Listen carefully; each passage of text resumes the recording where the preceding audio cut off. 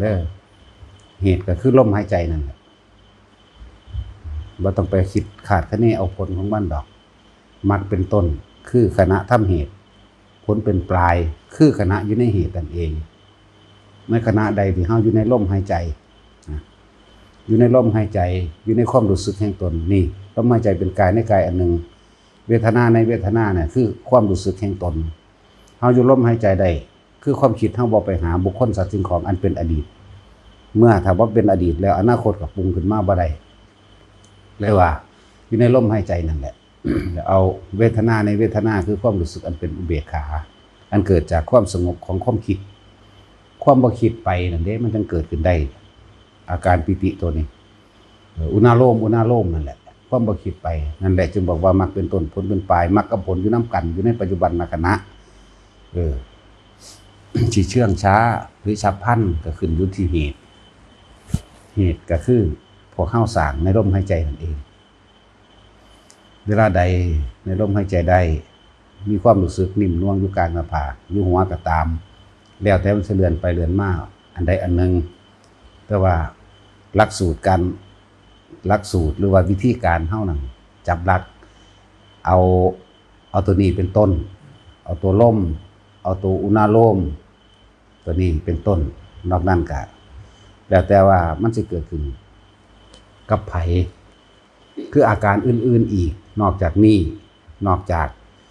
ลมหายใจนี้อุณาโลมนี้แล้วอาการอื่นๆอีกที่เหนือกว่านั้นไปอีกมันก็มีอยู่แล้วแต่ว่าเฮาเนี่ยเอาต้นนี้เริ่มสร้างเหตุที่ตัวนี้นอกนั้นก็ถ้าคนเข้าใจแล้วมันก็สิแค่ว่าเฝ้า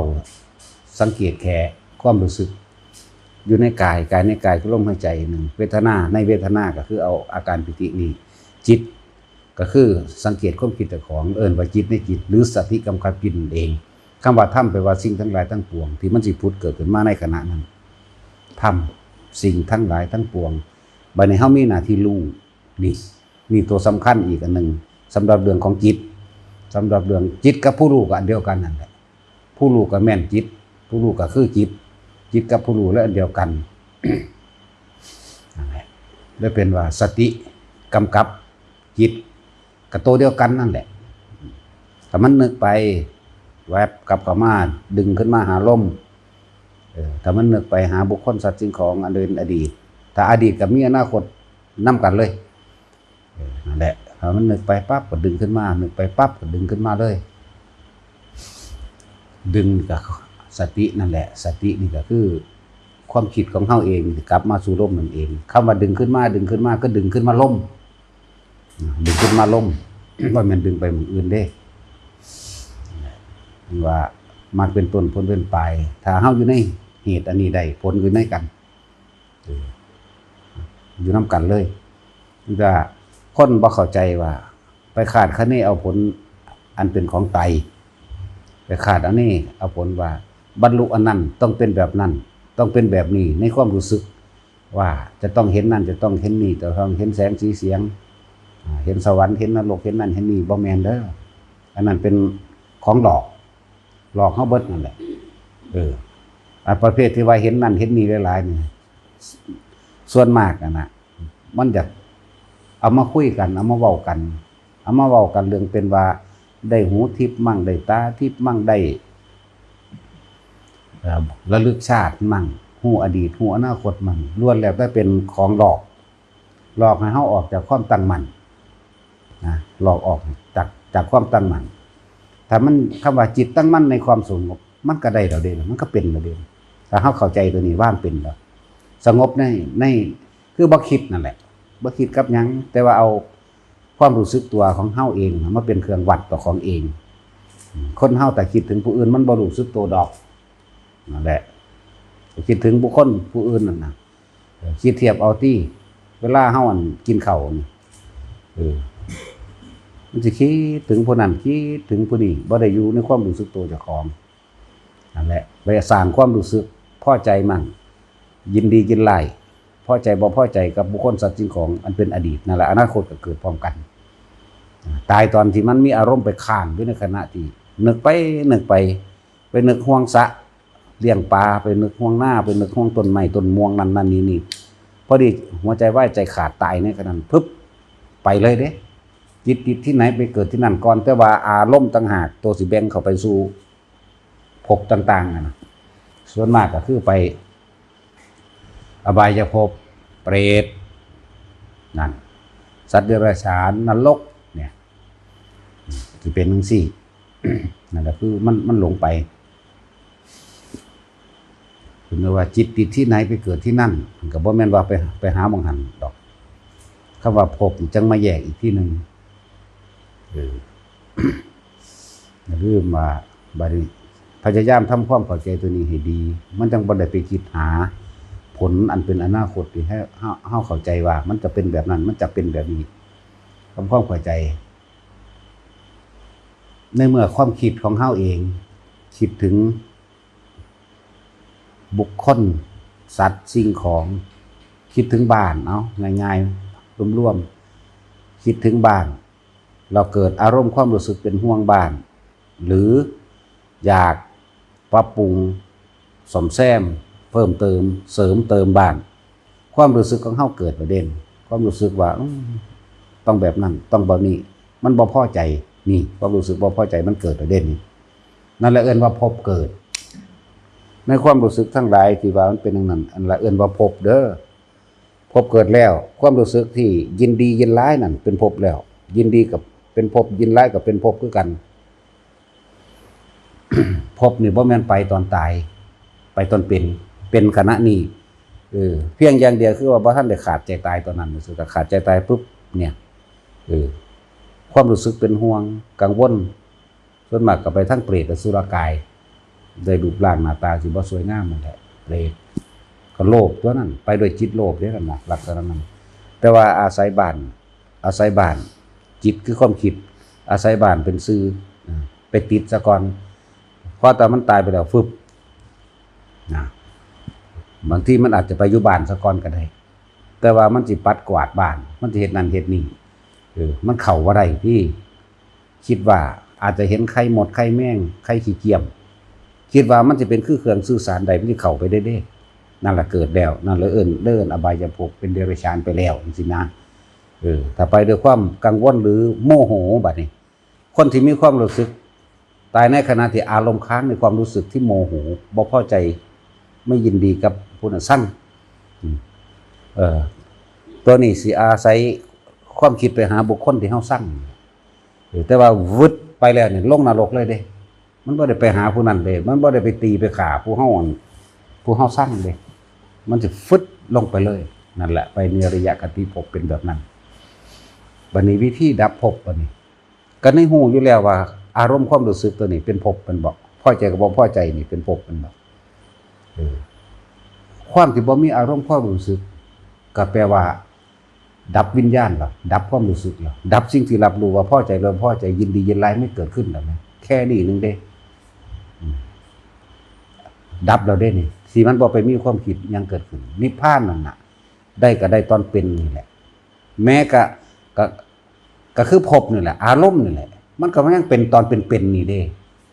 นิพพานกับตอนเป็นนี่คือกันเด้บ่แม่นไปตอนตายเด้ในขณะใดที่มันบ่คิดนึกอีหยังเลยนี่มันสบายๆว่างๆโล่งๆนั่นแหละก็อันเดียวกันล่ะเทียบบางทีภพก็ยังเกิดขึ้นมีอารมณ์แบบนี้ภพเกิดบ่ได้ก็แสดงว่าบ่มีอารมณ์นี่แหมนี่แหละมันเป็นตอนเป็นนี่เด้มันตอนตายเด้ฟังให้ดีโลดบ่แม่นตายเด้จังไป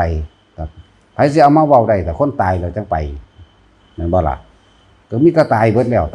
เด้มันก็สิไปเว้าเรื่องนิพพานได้จังใดนิพพานคือความดับเย็นนั่นแหละดับความคิดบ่มีความคิดนึกในความอยากได้และอยากเป็นอารมณ์เกิดบ่ได้เด้ถ้าบ่อยากได้ก็บ่อยากเป็นมันจบอยู่แค่นี้นึงในขณะที่เฮามีชีวิตนี่ในขณะที่หดพักอยู่นี่จักบ่ล่ะเข้าใจบ่นี่ทำงานอยู่นี่ล้างถ้วยล้างจานอยู่นี่กินข้าวอยู่นี่แหละย่างไปย่างมาอยู่นี่แหละนั่นแหละทำความเข้าใจตัวนี้หม่องมันสุดโลดบัดนี้เอาเน้นเข้ามาตรงที่ว่าในขณะใดที่เฮาอยู่ในลมหายใจรู้ลมเข้ารู้ลมออกแล้วมีอาการความรู้สึกนิ่มนวลอยู่กลางหน้าผากเท่านั้นแหละ เอาอยู่เท่านั้นแหละแต่พวกเจ้าเฮ็ดได้ยาวนานบ่นั่นเองเฮ็ดได้พอชั่วโมงบ่สิเฮ็ดได้พอ2 ชั่วโมง3 ชั่วโมงบ่นี่นั่นแหละการสะสมแบบนั้นอันนี้เว้าคือเรื่องนั้น คำบอกของหลวงปู่ดุลคือเพิ่นว่าพวกตกกระไดพลอยโจรมันก็ไปได้จริงๆคำว่าตกกระไดพลอยโจรก็มาจากครูบาอันพุ่นดอกเพิ่นก็เอามาจากพุ่นด้วยกันนั่นแหละปรมาจารย์ตักหม้อจักบ่ล่ะถ้าเฮาสิสอนแบบตักหม้อหรือเฮาสิสอนแบบครูบาห้วยหลางหรือครูบาห้วงโปนี่บ่เข้าใจเด้พวกนี้นั่นนิพพานอยู่แล้วแต่ว่าเฮาบ่ไปหามันเองบ่เข้าใจได้นี่พุทธธรรมสงฆ์บ่มีนี่บ่เข้าใจกันแล้วกันแต่เฮาสอนแบบนั้นนั่นแหละเพิ่นก็เอาคำบอกมาจากพุ่นคือกันนั่นแหละจากบ่ล่ะของห้วงโปมั่งห้วยหลางมั่งจังซั่นแหละแม้กระทั่งติดนัดหั่นจังซี่บ่ฮู้จักพวกเฮานี่บ่ฮู้จักดอกเนาะรู้จักแต่หนังปรมาจารย์ตักหม้อว่าเป็นหนังจีนขากันหมดเด้บ่แม่นเด้เป็นพุทธอีกอันนึงสิว่านิกายเซนส์จักบ่พุทธนิกายเซนเด้ผู้แรกออกมาก็จากปรมาจารย์ตักหม้อเพิ่นว่าได้ชื่อว่าตักหม้อแล้วก็ใช้สายาเพิ่นซื่อเด้อนั่นแหละมาจากครูบาองค์นั้นแต่เพิ่นก็รับต่อมา6 รุ่นจะคำว่าเซนส์บอกดูแค่เป็นผู้มีสติมีความรู้สึกตัวพร้อมอยู่ในตัวเองทุกขณะจบอยู่แค่นั้นคนเฮาถ้าบ่มีความรู้สึกตัวพร้อมแสดงว่าไปรู้สึกตัวนำผู้อื่นคิดพ่อบ่นี่เวลาเฮานอนนึกถึงคนนั้นนึกถึงคนนี้เฮาสิปรุงแต่งเรื่องเล่าไปเด้เนาะอารมณ์เกิดวะบางทีก็ยินดียินร้ายพอใจกับผู้นั้นผู้นี้มั่งบ่พอใจผู้นั้นผู้นี้มั่งคิดออกบ่ยายนวลคิดออกบ่เวลาเจ้าคิดถึงผู้นั้นผู้นี้แล้วเป็นตาสั่งบักห่านั่นน่ะนั่นอันนี้อยู่ผู้เดียวน่ะเว้าในใจเจ้าของนั่นมั้ยเจ้าเอาความรู้สึกไปอยู่นำผู้อื่นเจ้าไม่รู้สึกตัวเองเข้าใจบ่ล่ะ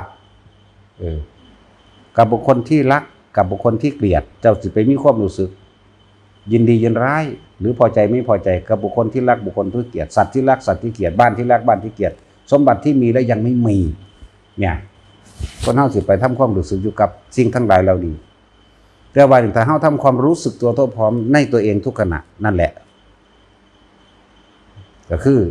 มันบ่มีความยินดียินร้ายกับผู้อื่นจิตไม่มีที่ตั้งเข้าใจบ่มันบ่ตั้งมันบ่ไปหามันบ่ไปคิดฮอดนั่นแหมบ่ไปคิดถึงแหมถ้าไม่มีที่ตั้งแล้วมันก็ไม่มีความคิดความนึกต่อเอามาตั้งเป็นลมนั่นแหละนี่คือเขาเจ้าอยู่ในลักษณะเขาเจ้าว่าเป็นผู้บำเพ็ญเพียรฌานที่1ลมหายใจเข้าออกรู้สึกตัวนี่กับอาการปิติต่อมานี่เขาเจ้ามาลัดเอาตัว2ที่ว่านิ่มๆน่วงๆอยู่ระหว่างกลางหน้าผากหรือนั่นเฮาเลยนั่นแหละเขาเจ้าสิอยู่ความรู้สึกตัวแบบนี้ถ้ามีก็จบแล้วพบเกิดบ่ได้จักบ่ล่ะยิ่งเวลาสิตายนี่เครื่องลอยลัดหรือหยังต่างๆบีบก็ปั๊บนี่เขาเจ้าเข้าล่มเลยเอาล่มเป็นบันไดเอาล่มเป็นทางเลยตัวนี้ก็เกิดปึ๊บตายในล่มปึ๊บบ่กลับมาเท่านั้นนะเอาแบบห้วยหลางมึงดูบ้านครูบาห้องโปครูบาห้วยหลางครูบาตักหม้อสักว่าสอนแปลกๆมั่งแต่ก็อันเดียวกันได้ฮะนี่มันบ่แปลกเลยล่ะเนาะนั่นแหละแต่มันสั่นแบบเอาว่านจี้ก็ได้รู้จักบ่หลวงพี่ซ่านจีไหมรู้จักบ่ล่ะบ่ได้แม่นมูลนิธิอันนั้นเด้มันคนละคนกันเด้อหลวงพ่อซ่านจีนั่นน่ะคนละอันกันเด้อเขาเจ้าฝึกเรียกว่าโยคะดัดกายหรือทรมานกายที่จริงมันคนละอันกับโยคะที่เขาเข้าใจเลยแต่เขาอยู่ในความรู้สึกตัวในการเคลื่อนไหวจักว่าเคลื่อนไหวกายไปมาเอากายกระทบกับลมอยู่ไปอยู่มาเฮ็ดไปเฮ็ดมาแล้วจิตมันบ่คิดนึกถึงผู้อื่นจักว่าล่ะถ้าสิเทียบแล้วคือหลวงปู่เทียนหลวงปู่เทียนเราบ่ได้ใส่บูทตึงเว้ยเนาะเราบ่ใส่รองเท้าเราบ่ได้แสดงท่า แต่ว่าเราก็เคลื่อนไหวของเราเองเลยรู้สึกตัวนี่ก็ได้อันใดก็ได้ที่อยู่ในตัวเองว่าสั้นสิในหมวดกรรมฐานใหญ่ๆมันก็มีอยู่ในกายเวทนาจิตนั่นแหละมันสิไปใส่ว่าสื่อส่วนคำว่าธรรมนะคือสิ่งทั้งหลายทั้งปวงที่กระทบในกายมั่ง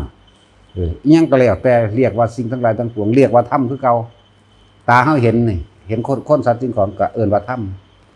กระทบกับเฮาฮ้อนด้วยนะก็เอิ้นว่าธรรมพอใจหรือบ่พอใจก็เอิ้นว่าธรรมบุคคลสัตว์สิ่งของก็เอิ้นว่าธรรมนี่สัพเพธัมมานี่แปลว่าสิ่งทั้งหลายทั้งปวงคือธรรมทั้งเบิดนั่นแหละลมหายใจเข้าออกก็ธรรมคนเกิดคนตายก็ธรรมความบ่เที่ยงแท้แน่นอนถ้ากระทำความรับรู้ซึ่งต่างๆก็เอิ้นว่าธรรม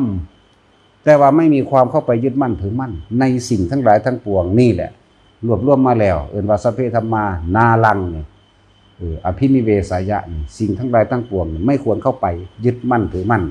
บ่ยึดคือบ่เก็บมาคิดเมื่อบ่เก็บมาคิดแล้วก็บ่ก่อเกิดอารมณ์เมื่อบ่ก่อเกิดอารมณ์ที่ยินดีร้ายน่ะหรือพอใจไม่พอใจดับแล้วเป็นนิพพานเท่านี้อยู่ในตัวเองอะไรอีหยังก็ดี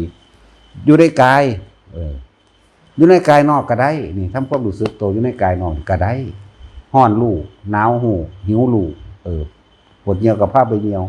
ฮ้อนก็ไปเฮ็ดให้เย็นหิวกับผ้าไปกินเท่านี้นึงเด้อยู่ในความเป็นปัจจุบันขณะทุกอย่างนั่นแหละเพราะทุกคนมันอาศัยอดีตได้ทั้งเที่ยวเกิดเที่ยวตายนั่นบ่นั่นแหละอาศัยอดีตคิดถึงอันนี้เพิ่นจึงมีวิธีว่าเฮ็ดจังใดมันสิบ่ไปหาอดีตเพราะอดีตกับอนาคตคือสิ่งเดียวกันเพิ่นก็เลยให้เฮาอยู่ในลมหายใจ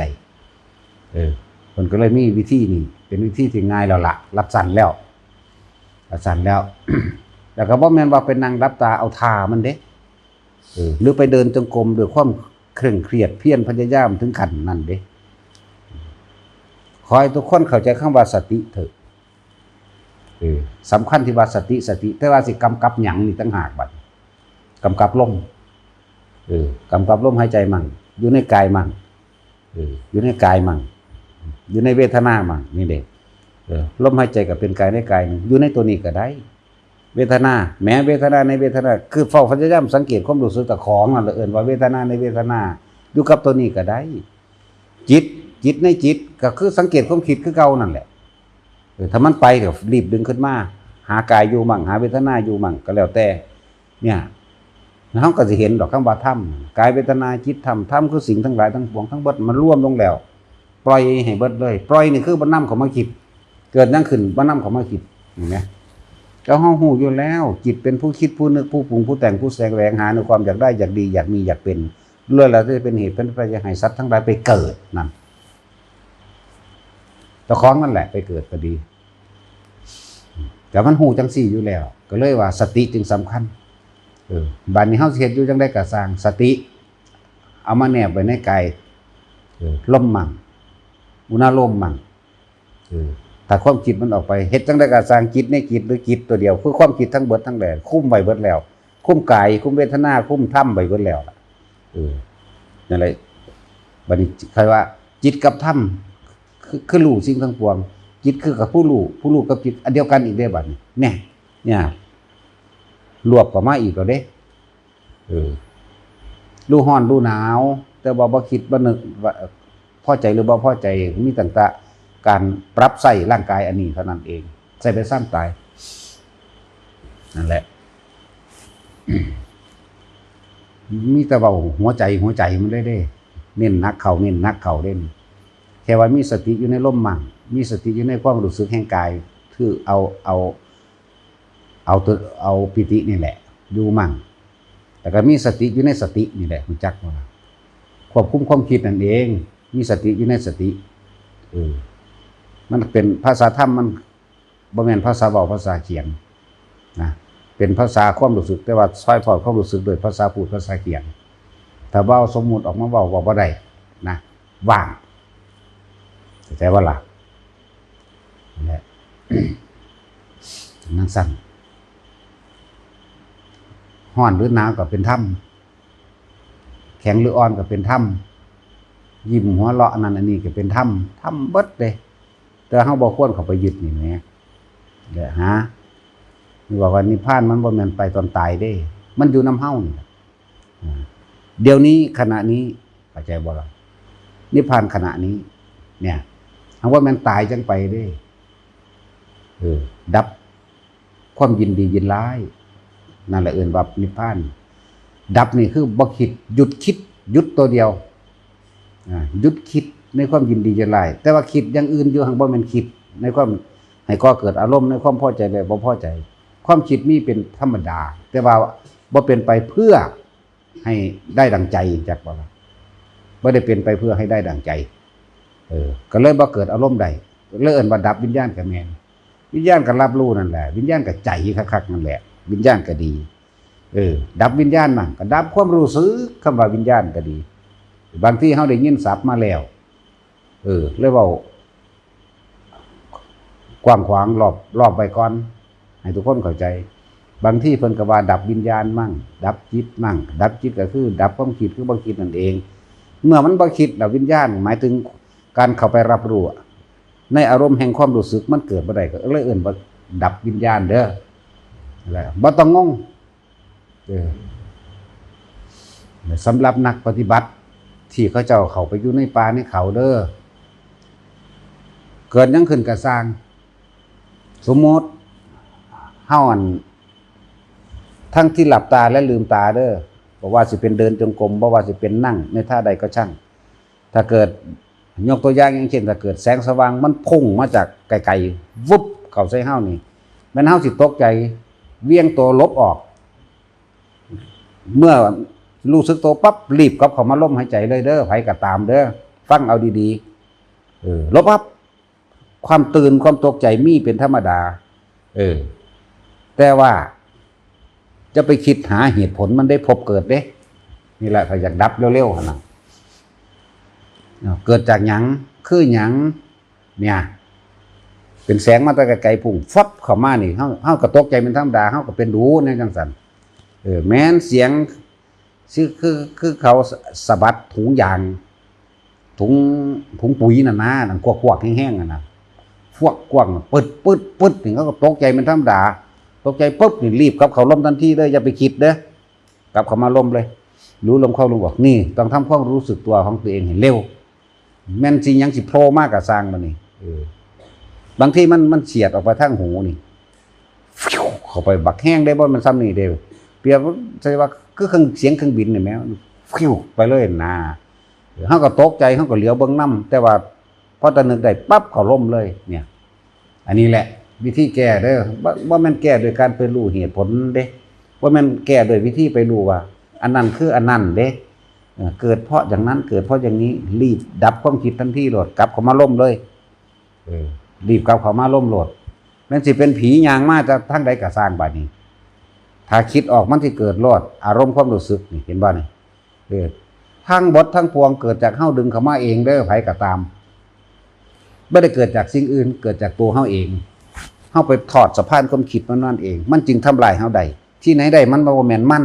แต่ว่าเป็นตัวของเองเป็นตัวของตัวเองได้ทำลายเฮาถ้าเฮามั่นใจในอานาปานสติแหละรู้อยู่กับลมเข้าออกปุ๊บนี่มารทั้ง5แม้นกิเลสมารมันบ่ไปนึกถึงว่าความอยากได้ในวัตถุสิ่งของเข้าใจบ่ล่ะมันก็สิเกิดความอยากได้จังใดกิเลสมารคันธมารมัจจุราชมารเทวบุตรมารอภิสังขารมารนี่เห็นบ่เทวบุตรมารเนิ่นยังมันก็ตามแม้จะมีจริงก็บ่อาจสามารถทำอะไรเราได้นี่มารทั้ง5เห็นบ่คือหลวงปู่มั่นเพิ่นแต่งไว้นั่นน่ะปัญจมฤคคิโนตโตสัมโพธิมุตตบังจตุสัจจังปกาเจนตินี่ธรรมะจักกังปวัตติเอเตนะสัจวัชนะหตุเมใช่มังคลังนี่มันเป็นปัญหาธรรมเลยนะเป็นของเพิ่นนั่นน่ะจากบ่ล่ะเพิ่นสมะมาทั้ง5ได้เพราะว่าเพิ่นรู้อริยสัจสี่ขอความชนะมากของพระเจ้าเป็นดุจดังว่าเพราะผู้มีพระภาคเจ้าองค์นั้นด้วยเถิดนี่ชนะแบบใดเพิ่นชนะด้วยลมหายใจต่างหากเด้มันต่างหากบ่ซั่นปัญจมาเลแปลว่าหยังปัญจแปลว่า5มาเลคือม่านปัญจมาเลชิโนนี่แปลว่าชนะนาโถนี่คือพระพุทธเจ้าจากว่าชิโนนาโถสัมโพธิมุตตมังเนี่ยแม้สำเร็จสัมมาสัมโพธิญาณมาทั้งหลายเราได้ชนะม่านทั้ง5มาได้ก็อันนี้แหละจากว่าจตุสัจจังก็เพราะรู้อริยสัจสี่ทุกข์สมุทัยนิโรธมรรคเห็นบ่ นี่แหละมันกัสนะน้ำลมหายใจนี่แหละพวกเฮากันอันนี้พวกอยู่น้ำปลาน้ำดงแดนเทือนเด้ออยู่ในถ้ำนิพพาเกิดยังขึ้นกระซางอย่าออกคิดอย่าคิดเด็ดขาดมันที่เป็นจริงส่วนมากก็เป็นพวกกันลูกขะเทวดากับภูมิดอกเด้อถึงจะกินถึงจะเป็นจริงเด้อเข้าสู่ลมหายใจอย่างเดียวใกล้เฮาได้มากที่สุดแค่1 วาของเราเองของเฮาเองเด้อถึงจะเป็นจริงเว้าเรื่องนี้มั่งคือกันว่าเฮาก็พอมานับครั้งบ่ได้คือกันเข้ามาใกล้มันสิดันเข้ามานี่ถูกดูดออกไปเด้กระเด็นเลยซ้ำได้กระเด็นเลยเด้จังสิเอิ้นผีหยังล่ะมันหลายอยู่แต่ว่าที่จริงบ่แม่นผีดอกจักว่าพวกมิจฉาเทวดามิจฉาทิฐิก็มีเด้อภูมิมิจฉาก็มีเด้อแม้หมู่เราอันพวกสัตว์ทิพย์ต่างๆน่ะเป็นมิจฉาก็มีเด้อแต่ว่าบ่ใกล้เฮาได้ดอกคือว่าเก่งที่สุดแล้วระดับพญาแล้วแต่เป็นงูก็ดีระดับพญาแล้วในที่ใกล้เฮาได้นั่นน่ะอีกอย่างนึงกะ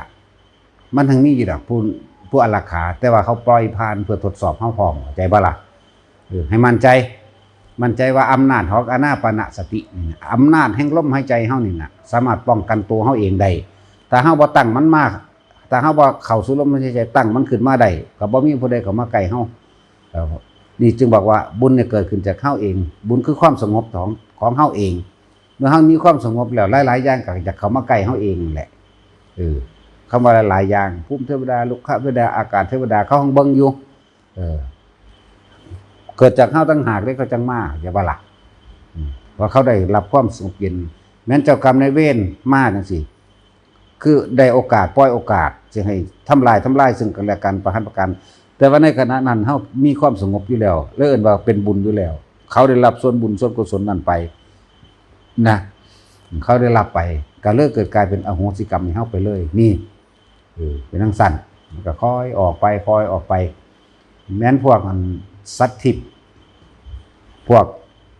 อธิสมานกายต่างๆที่เขามาใกล้นั่นน่ะใกล้ได้แค่นึงว่าสุดยอดแล้วเก่งคักแล้วนะเวลาจังว่าให้มั่นใจในลมหายใจเจ้าของอย่าคิดอย่านึกหยังเด็ดขาด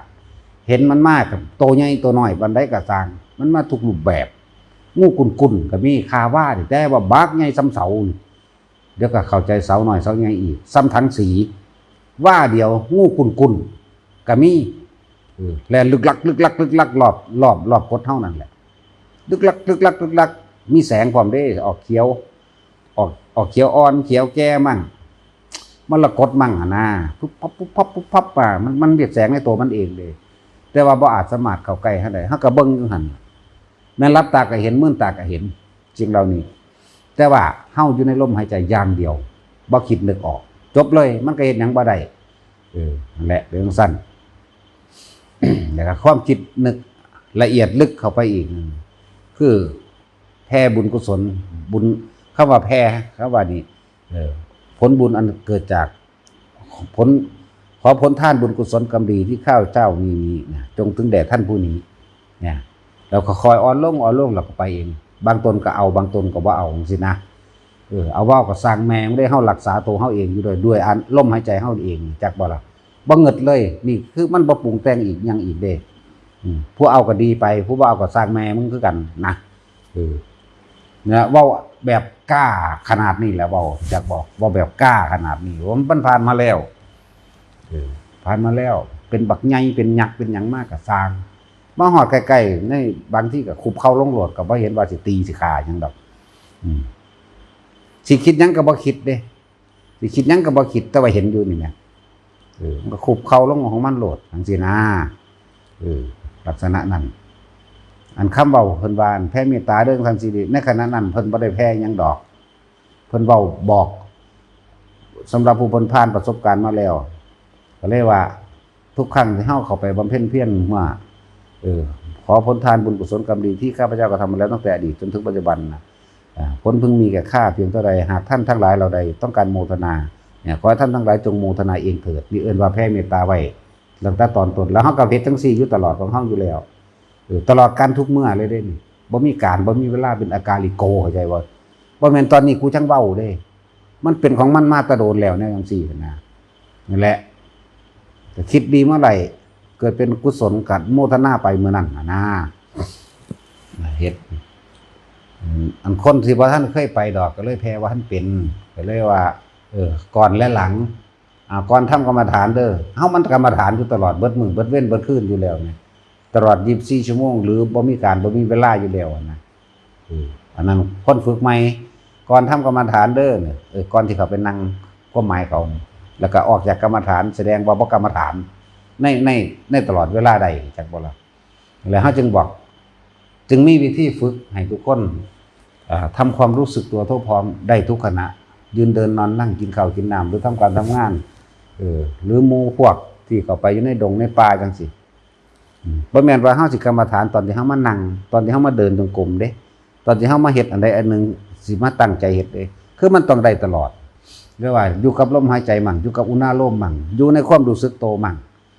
เฝ้าสังเกตความคิดแต่ของบ่ให้มันไปหม่องใหม่มั่งให้มันไปอยู่ให้มันอยู่ในลมมั่งให้มันอยู่ในความรู้สึกแห่งกายมั่งนั่นแหละเป็นสั้น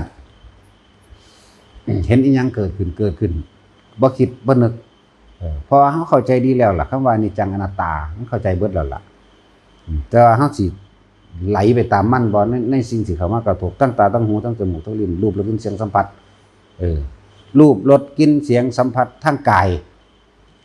สัมผัสทางกายส่วนมากมันก็เกิดขึ้นแก่อาการปิติในเฮาเองดอกบ่แม่นผีหลายๆคนเวลาแต่ขนลุกหยุบหยาบขึ้นมานี่เงินจิตมันแค่ชั้นที่1น่ะวิตกวิจารแค่รู้ลมเข้าลมออกปิติมันก็เกิดแล้วมันบ่คิดถึงผู้อื่นได้แน่มันบ่ได้คิดถึงผู้อื่นเด้รู้ลมเข้ารู้ลมออกอาการปิติเกิดบางทีก็เกิดลุกขึ้นทั่วร่างกายขนลุกผมตั้งกักซากเลยเด้ว่าธรรมดาเด้หยาขึ้นกักซากหน้านี่มึนซ่าพุ่นเด้ว่าธรรมดาถ้าเฮาพอไม่บางที่ 2-3 ครั้งก็เข้าใจว่าเป็นผี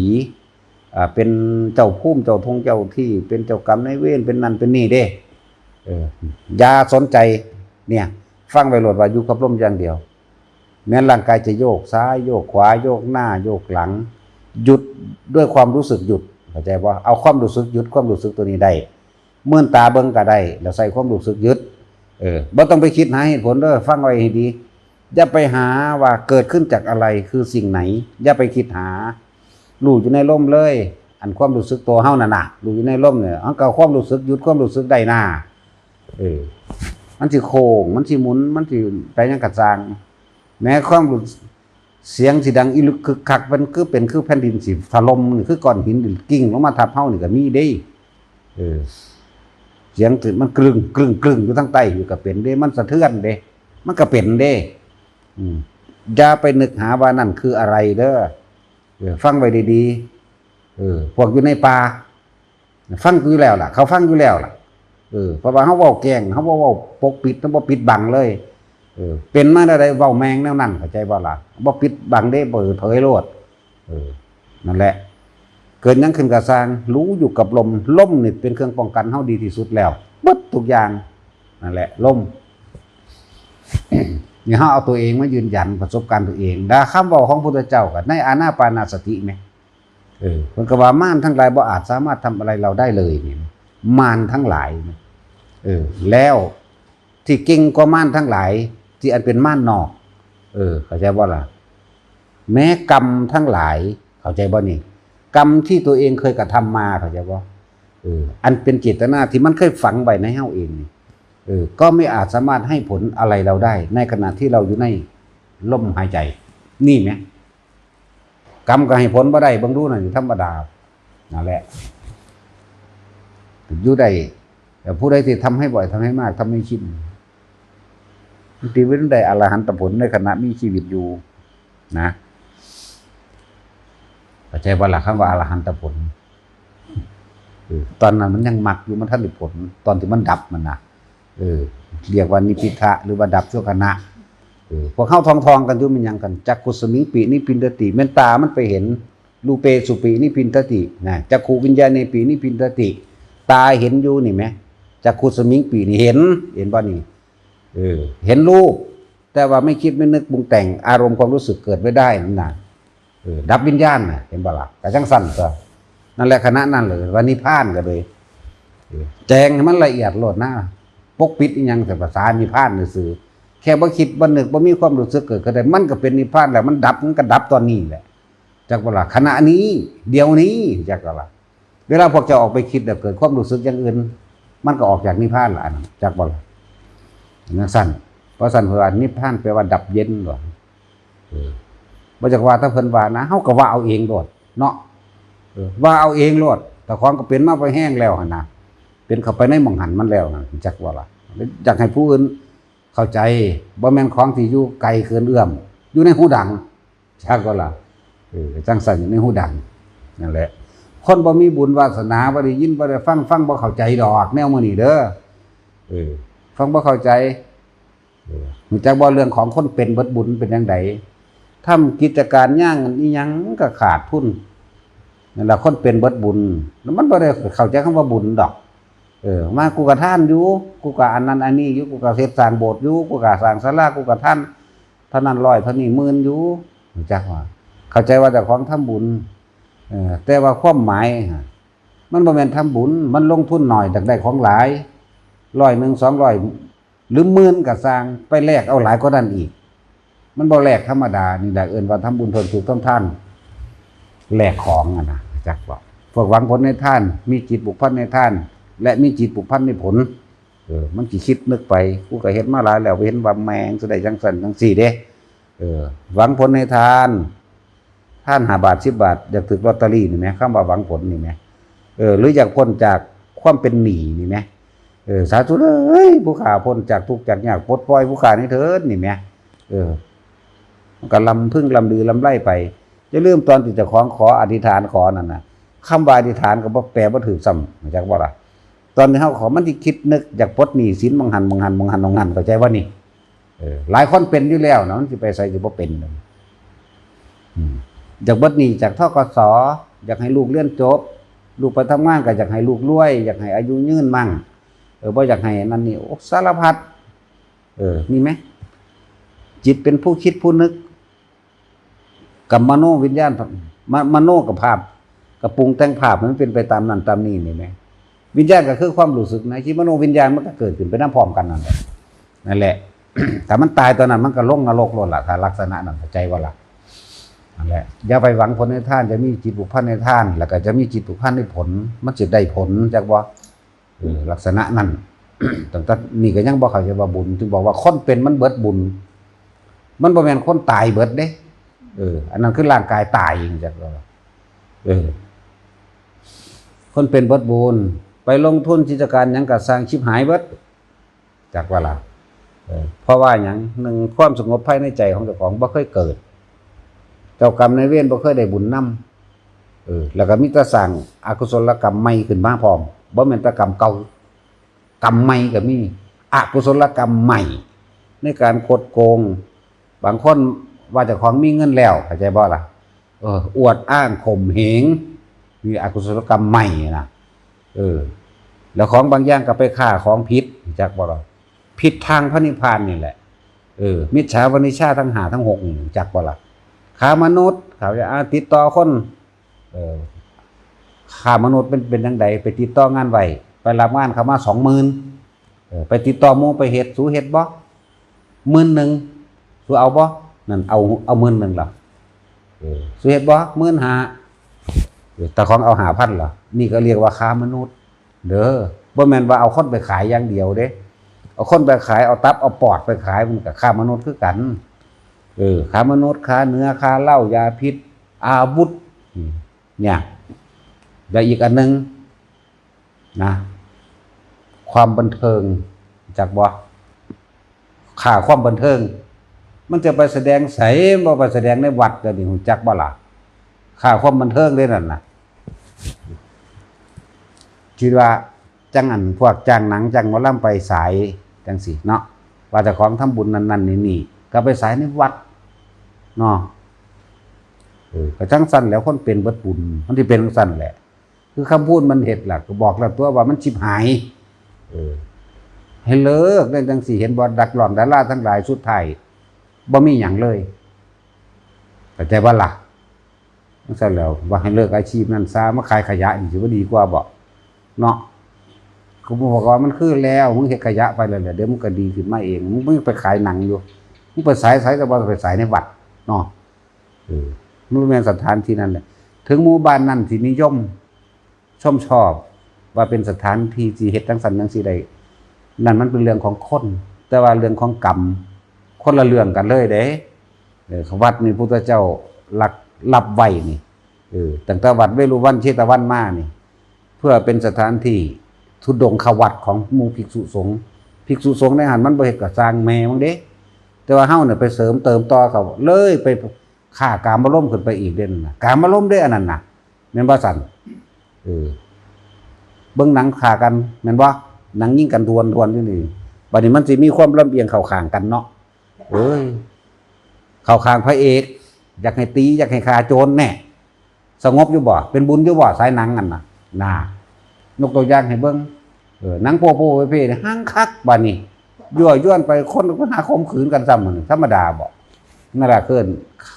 พวกคนเป็นเบิดบุญล่ะพวกนี้เบิ่งโลดพวกดารานักร้องท่านสุดท้ายมาตกอับเบิดผู้ใดถอนตัวออกท่านกับท่านแต่ว่าอย่าลืมว่าเจ้าต้องรับใช้ของเก่าเจ้าที่เฮ็ดมานี่เจ้าแสดงหนังมาปุ๊บจนว่าฮอด60 ปีเจ้ากำลังเด่นดังมีเงินสะสมไปก็สร้างจากเจ้าคิดได้ใน60 ปีเจ้าก็ไปใส่อันเก่าที่เจ้าเฮ็ดคือเก่าใส่ศาสตร์เดียวนี่เด้ใส่ศาสตร์ปัจจุบันนี่เด้บ่แม่นจะใส่ศาสตร์อื่นอีกเด้อันของเก่าก็มาพอแห้งแล้วเด้สวยมากจะป่วยเป็นมะเร็งอยากรักษาเอาเงินที่แสดงมาหามาต้องรักษาตัวเองจนเกลี้ยงเนี่ยเรื่องสั่นนี้ว่าคนเป็นเบิดบุญ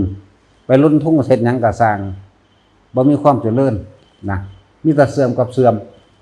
แต่ว่าล่ะสุดท้ายจะต้องหันยิ่งเฒ่ามาแล้วหาเงินหางานอันอื่นบ่ได้เนื้อหนังเจ้าของก็ขายบ่ได้แล้วมันเฒ่าแม่นบ่ล่ะ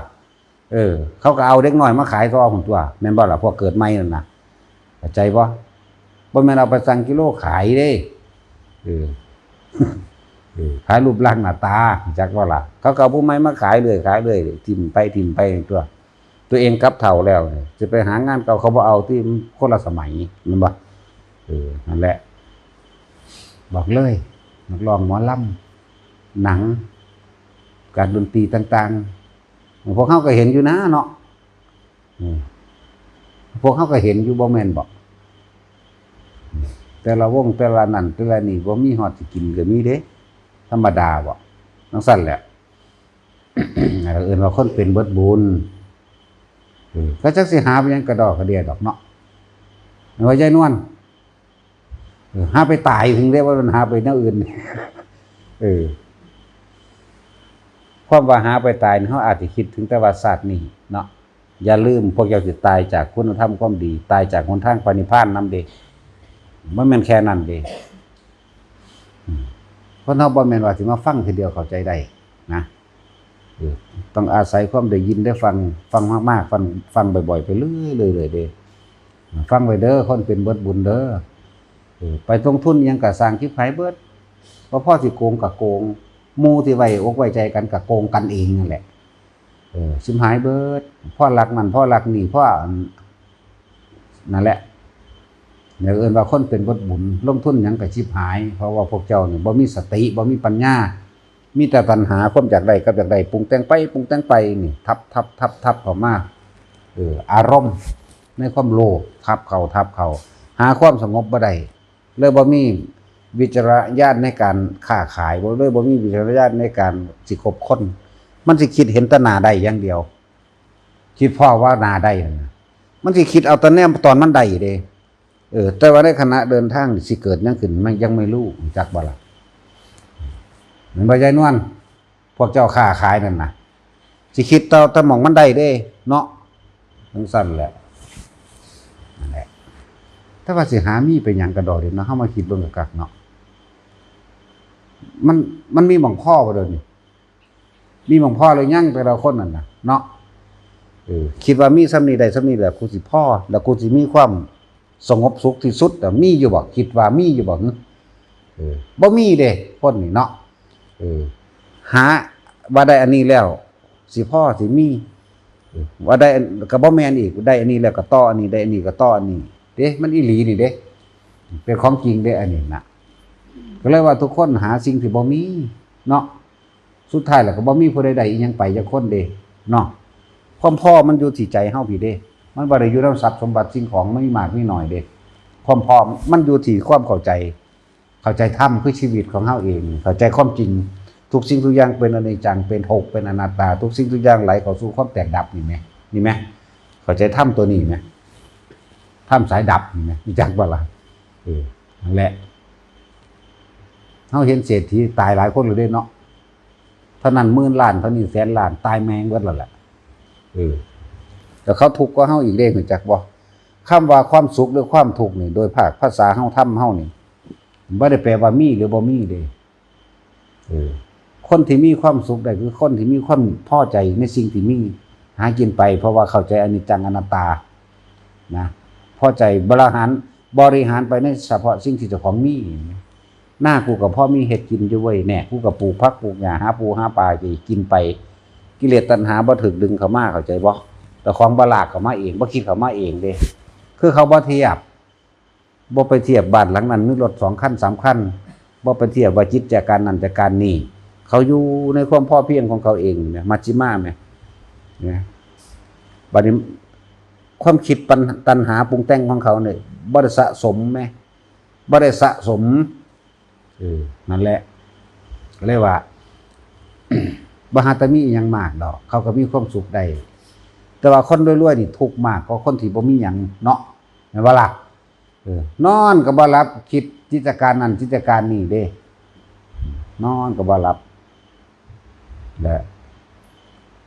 จักสิมีสำใดจังสิพ่อนะเนาะพากันค่อยคว้าหาสิ่งที่บ่มีและสุดท้ายก็บ่มีผู้ใดได้หยังไปจักคนเด้แต่ว่าคนที่เข้าใจชีวิตนี่เนี่ยเขาฮู้จักทางเขาก็เลยฮู้จักว่างสุขว่างทุกข์แบบใดเขาฮู้จักแล้วก็มาฟังธรรมะนี่เข้าใจง่ายเข้าใจง่ายอย่าลืมเด้อคนเป็นเบิดบุญเด้อเฮ็ดกิจการงานนั้นก็สร้างบ่มีความเจริญมีแต่ความเสื่อมเสียหายซบเซาทั้งเบิดนั่นแหละเป็นจังซั่นถอนตัวใดก็ถอนแค่นั้นแหละอีหยังก็เลยเนาะแค่นั้นแหละหาได้มาหลายปานใดก็กินข้าวซ้ำเก่าล่ะซ้ำอิ่มล่ะเนาะหรือว่ากินปูนบ่หรือกินจังไดหรือกินเหล็กหามาได้กูกินปูนหน้าบ่หรือแนวใดล่ะกินตะปูบ่ กินข้าวนะเนาะกินก็กินแค่อิ่มเด้บ่ได้กินจนว่ามันสวดออกหูเด้แม่นบ่ล่ะ แม่นบ่สั่นกินแล้วพอเว้าออกหูมามันแม่นหรือว่าบ่แม่นนะเนาะก็แค่นั้นนึงเด้นี่แหละเฮาฝึกเฮาหันเข้ามาหาตัวเองมาทำความรู้สึกในทำความเข้าใจในตัวเองนั่นหาไปซ้ำใดนี่หาไปเพื่อหยังนี่นั่นแหละสิ่งที่สำคัญในเครื่องอาศัยของสัตว์ทั้งหลายอาหารเป็นหนึ่งในโลกที่อยู่อาศัยล่องลงมายารักษาโรคลงมาเสื้อผ้าเครื่องนุ่งห่มลองลงมาสินะคนบ่นุ่งเสื้อผ้าบ่แต่มีข้าวกินบ่มีหยังไปหานอนอยู่หม้องใดก็ได้เด้เนาะบ่สั่นบ่แต่มีอาหารมันก็อยู่ได้ตัวกระแตกระรอกมันมีเสื้อผ้าใส่อยู่บ่เดี๋ยวนี้มันก็กินอาหารตัวเนาะตาสินบ่มีเสื้อผ้าใส่ก็ปลาหำก็ว่าแต่กินข้าวได้มันก็ว่าตายตัวแม่นบ่จังซั่นตัวเพราะฉะนั้นถ้าเข้าใจนะนั่นแหละแต่เฮาอยู่โดยพ่อเพียงเฮาอยู่โดยมัชฌิมาให้หน้าสาโทหรืออาชีพการงานกับพ่อมีจะไปเลี้ยวเบิ่งเขาจะไปหาเลี้ยวเบิ่งอันรถเบนซ์รถวันโวจะไปหาเลี้ยวเบิ่งอันอีหยังที่มันราคาแพงๆเนาะที่ศักดิ์ศรีเพียงใดก็ตายแมงคือเก่าล่ะจักบ่ล่ะผู้นั้นเป็นนั่นผู้นี้เป็นนี่สุดท้ายก็เป็นผีอยู่ในกระโหลกนั่นแหละมันบ่มีผู้ใดใหญ่กว่าโลกดอกบ่มีผู้ใดหนีไฟไปได้จักบ่ล่ะแม่นบ่ซั่นหนีไฟหนีดินบ่ได้ดอกบางคนเขาก็ฝันถิ่มบางคนเขาก็เผาถิ่มแม่นบ่ซั่นบางคนก็เปื่อยไปซื่อๆนั่นแหละในดินนั่นแหละสิไปใส่สุดท้ายแล้วมันก็ตายเบิดบ่มีใครเอาหยังไปได้ แต่ผู้ใดบ่อยากมาเกิดมาตายอีกก็อยู่ในลมหายใจลมหายใจนั่นแหละฟังไปเด้อเรื่องเล่าของคนเป็นเบิดบุญนั่นน่ะมันบ่มีความสงบภายในจิตใจมันเลยคิดพิจารณาแยกออกบ่ได้คิดได้แต่หน้าเดียวหน้าใดหน้าสิได้จักว่าคิดว่าต้องสิได้กำไรอย่างเดียวได้เฮ็ดแบบนี้ได้แบบนี้เฮ็ดแบบนี้ได้แบบนี้เด้เอาไปเอามาแล้วบางคนถ้ามันได้มาได้เริ่มต้นแรกเอาไปมาแล้วเหลิงจักบ่ล่ะเยอะยิ่งว่าเจ้าของมีเงินเฮ็ดไปเฮ็ดมาเขาโกงซ้ำเบิดก็เบิดคักๆเลยก็มีเด้เบิดบักคักๆเลยก็มีแหละหลายอย่างจังว่ามิจฉาวานิชาหลายๆอย่างคนบ่เข้าใจค่าความบันเทิงเนี่ยเจ้าสิลื่นเริงไปช่วงไปเดียวประดาวนะจักบ่ล่ะค่าความบันเทิงจักบันเทิงบ่เด้อนี่หมอร้องหมอลำน่ะค่าเสียงมันนั่นแหละอีได้ใส่เข้าก็บ่ได้เห็นบ้านนั่นเจ้าคนมีแตะโปป้าเปื่อยเบิดนั่นแหละเนาะเราไปแสดงในวัดน่ะเนาะละแต่เขาว่าจัดบุญแจกข้าวหาพวกนั้นพวกนี้ทำบุญ100 วันหรือทำบุญยังก็แล้วแต่เถอะสิใส่ว่าบุญนั่นน่ะมันเป็นบุญอยู่บ่วะในความหมายของพุทธศาสนาเฮาในคำว่าบุญคือความสงบนี่บุญคือความสงบเย็นนี่ไหมมันเป็นบุญอยู่บ่เอาบ่เป็นหน้าเนาะเห็นปะไปเบิ่งนักเต้นกูสิสงบมันสงบอยู่บ่วะ เป็นตาสงบอยู่บ่ตาชินเจ้าก็เลยเฮ้ยมันลืมอ่ะอีฮิโปพุ่นแล้วไปคิดพร้อมเนี่ยแต่ของเฮ้ยอีหานี่คือว่าคือขึ้นอื่นนี่ตั้งแต่แล้วแต่เมื่อมึงเขากันอาดราดว่าเด้เนาะตั้งแต่แล้วมันสงบดีแต่มาเห็นเมียแต่ของสงบอยู่อันนั้น